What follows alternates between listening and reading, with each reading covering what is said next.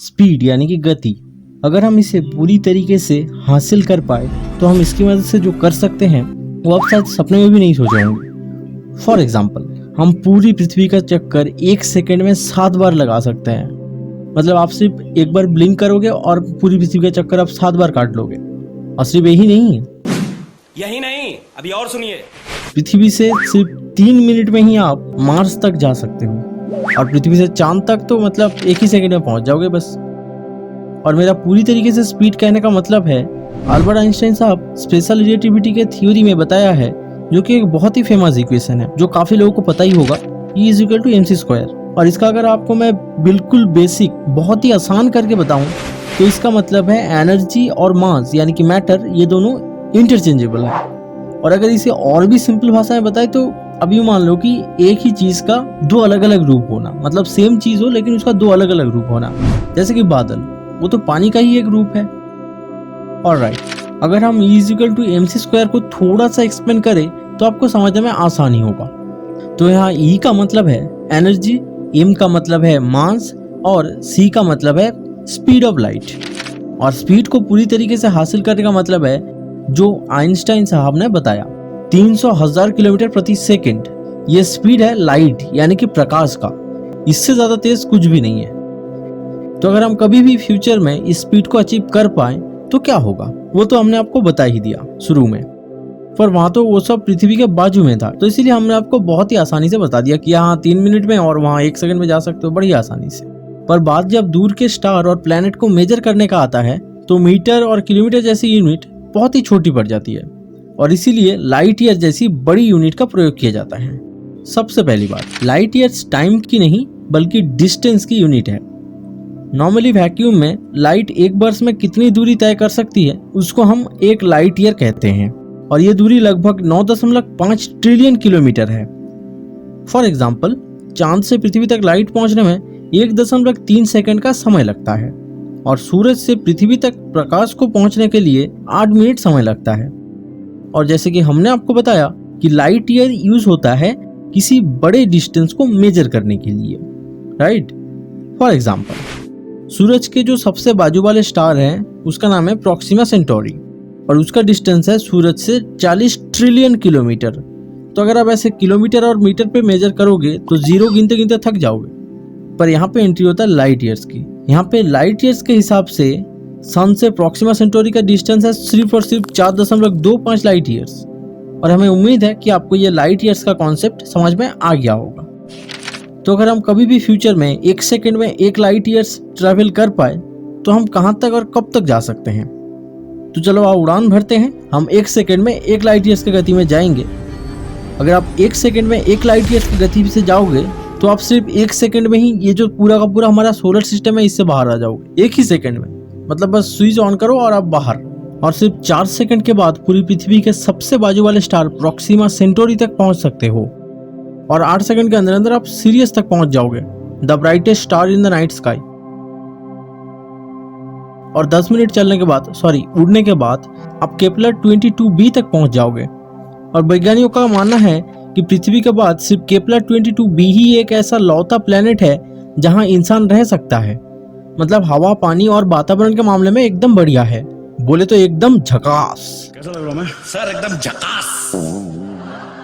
पर अभी के हालात को मद्देनजर रखते हुए हम अगर पृथ्वी से केपलर 22 तक पहुंचने की कोशिश करेंगे तो इसमें समय लगेगा लगभग 10 मिलियन साल यानी कि 1 करोड़ वर्ष। बट अभी ज्यादा चिंता करने की जरूरत नहीं है क्योंकि पृथ्वी का हालात अभी कुछ दशक तक तो ठीक ठाक रहेंगे, फिर हमें शायद कोई और जगह ढूंढना पड़े और तब तक शायद मार्स भी रहने के लिए हो जाएगा परफेक्ट। पर मार्स पे भी जाके क्या फायदा, इंसानी फितरत तो वहाँ पे भी सेम ही रहेगा, वही गंदगी फैलाते रहेंगे और वहाँ पे भी खत्म कर देंगे। खैर, इन चीज़ों पे हमें बहुत ज़्यादा ध्यान देना पड़ेगा क्योंकि हम बहुत ज़्यादा प्रदूषण फैलाते हैं, जहाँ रहते हैं वहाँ पे प्रदूषण फैलाते हैं, ये बहुत खतरनाक चीज़ है। खैर, बैक टू द टॉपिक। हम अगर ऐसे ही 1 सेकंड में 1 प्रकाश वर्ष की दूरी तय कर सकते हैं तो 2 घंटे के अंदर हम शानदार पिलर्स ऑफ क्रिएशन तक पहुंच जाएंगे, जो कि हबल टेलीस्कोप से लिया गया शीर्ष 10 पिक्चरों में से एक है। वो इंसान बहुत खुश नसीब होगा जो अपने आंखों से इसे देख पाएगा। ओके, सो ये सब देखने के बाद आगे बढ़ते बढ़ते 5 घंटे सफर करने के बाद हम इस यूनिवर्स के सबसे बड़े तारे के पास पहुंच जाएंगे, जो कि है स्टीवेंसन 218।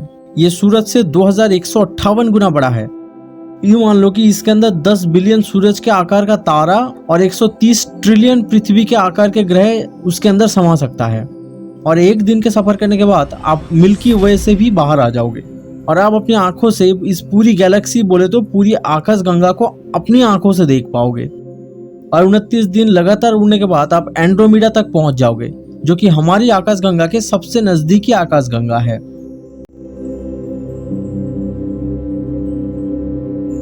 और कुछ वैज्ञानिकों के अनुसार आज से लगभग 4 बिलियन साल के बाद ये दो आकाशगंगा एक दूसरे से मिल जाएगा गुरुत्वाकर्षण शक्ति की वजह से। और यकीन मानो वो नज़ारा देखने लायक होगा।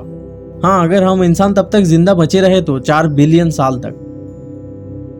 हम अभी जिस तरीके से प्रदूषण फैला रहे हैं उसकी वजह से अगले आने वाले 40 साल के बाद क्या होगा वही नहीं पता। मतलब बहुत खतरनाक हालत होगा 40 साल के बाद। तो इसीलिए हमें अपनी पर्यावरण की बहुत ज्यादा केयर करनी पड़ेगी।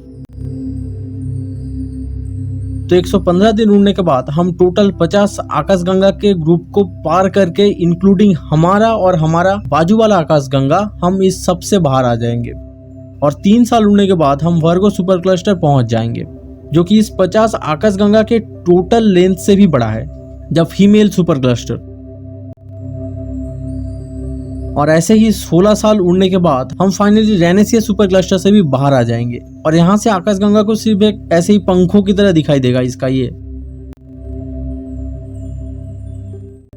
और ऐसे ही 100 साल से भी ज्यादा उड़ते रहने के बाद हम सबसे बड़ा ब्लैक होल तक पहुंच जाएंगे।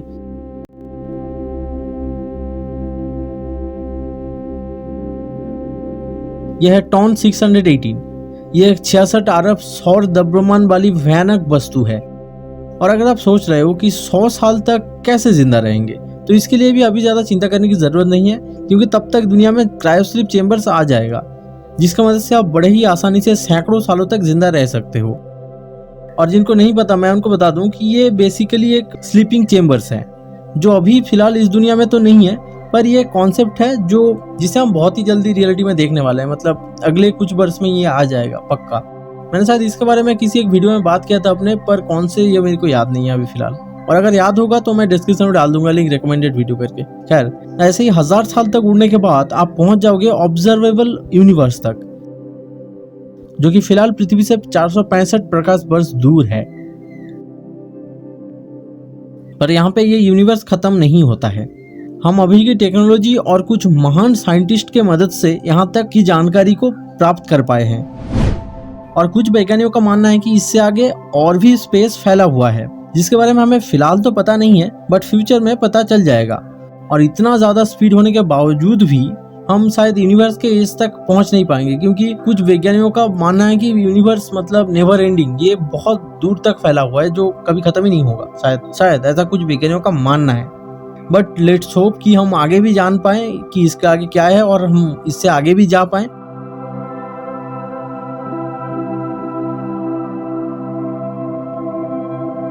बट मोस्ट इम्पोर्टेंटली, तब तक इंसान को भी जिंदा रहना होगा भाई, वरना ये सब कौन करेगा? ये सब धरा का धरा रह जाएगा अगर इंसान ही खत्म हो जाए तो।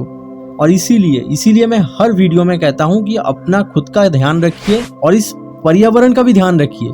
अपना इस पर्यावरण का ध्यान रखिए एज ऑलवेज। और तब तक मैं चलता हूँ, और हमें उम्मीद है कि आपको ये वीडियो पसंद आया होगा। इसके पीछे बहुत ज़्यादा कैलकुलेशन लगा है, तो हमें उम्मीद है कि आपको ये वीडियो पसंद आया होगा। सो गुड बाय एंड जय हिंद।